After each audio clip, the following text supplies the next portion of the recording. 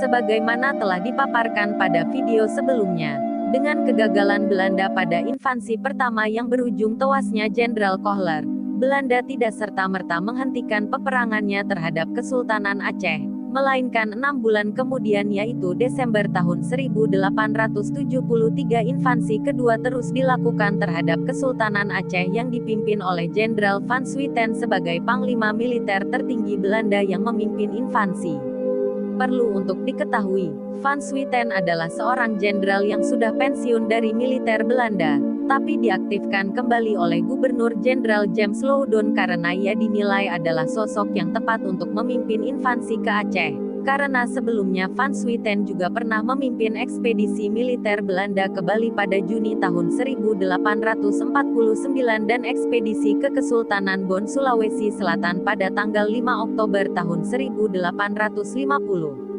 Tidak mau gagal untuk kedua kalinya, penyerangan Belanda kepada Kesultanan Aceh yang dipimpin Van Swieten membawa pasukan jauh lebih banyak dari sebelumnya, yang berjumlah 13.000 pasukan yang terdiri dari 389 perwira, 8.156 bawahan, 1.037 pelayan perwira, 3.280 tahanan Belanda di Batavia, dan 243 perempuan.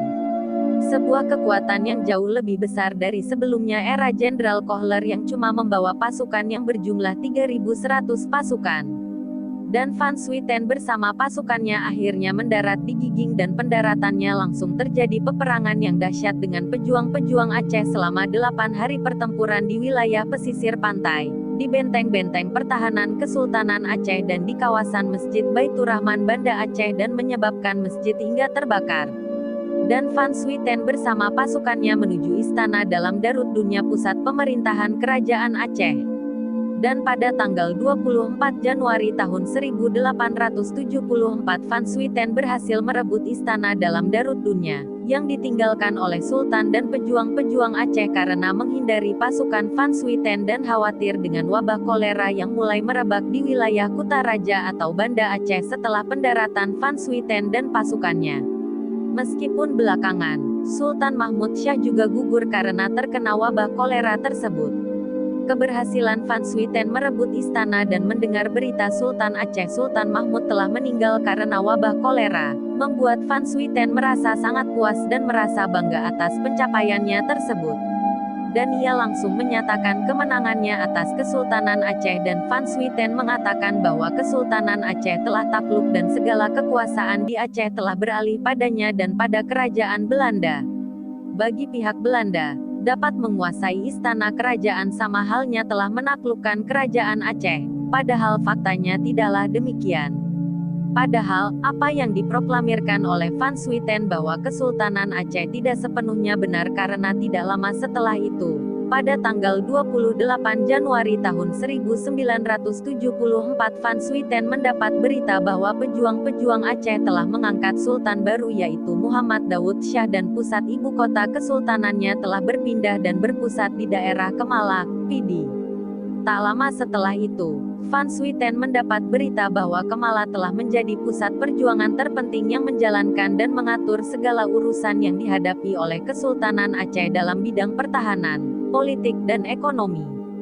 Van Swieten menjadi tidak senang akan fakta yang demikian dan langsung menyerang Kemala Pidi yang telah menjadi pusat ibu kota dan jantung Kesultanan Aceh yang baru. Akhirnya Van Swieten mengerahkan pasukannya dengan persenjataan yang besar dan kuat, menghancurkan Kemala. Serangan besar-besaran yang digempurkan Belanda membuat para pejuang Aceh terpaksa melepas ibu kota Kemala Pidi tersebut, dan para pejuang-pejuang Aceh memindahkannya ke Ribi.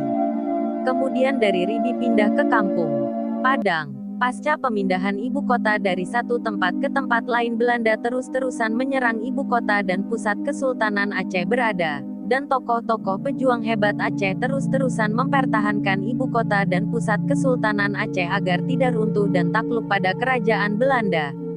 Dan tak lama setelah itu tepat pada tanggal 26 April tahun 1874 Van Swieten kembali ke Batavia dengan meninggalkan sebagian besar pasukannya di Aceh untuk mempertahankan beberapa wilayah yang telah dikuasai oleh Van Swieten dengan taktik konsentrasi atau defensif dalam beberapa tahun. dan akhir tahun 1874 Van Swieten kembali ke Belanda serta pensiun dari ketentaraannya. Sikap defensif atau bertahan pada wilayah yang dikuasai Belanda saat itu tidak luput dari serangan pejuang-pejuang Aceh terus-terusan menggempur benteng-benteng pertahanan Belanda, membuat Belanda di bawah pimpinan Van Hoytje dan penasehatnya C. Snoeck-Ougrannya mengubah taktik tersebut menjadi defensif atau menyerang. Pada masa itulah terjadi pembantaian di banyak wilayah Aceh yang dilakukan Belanda dan puluhan ribu korban berjatuhan dan pada masa itu pula, Teuku Umar, Cut Nyadin dan Teuku Cik Ditiro beserta pasukannya tampil sebagai pejuang-pejuang tangguh yang menentang penjajahan dan dominasi Belanda di Aceh. Dan, peran ketiga pahlawan Aceh tersebut akan dipaparkan pada video selanjutnya.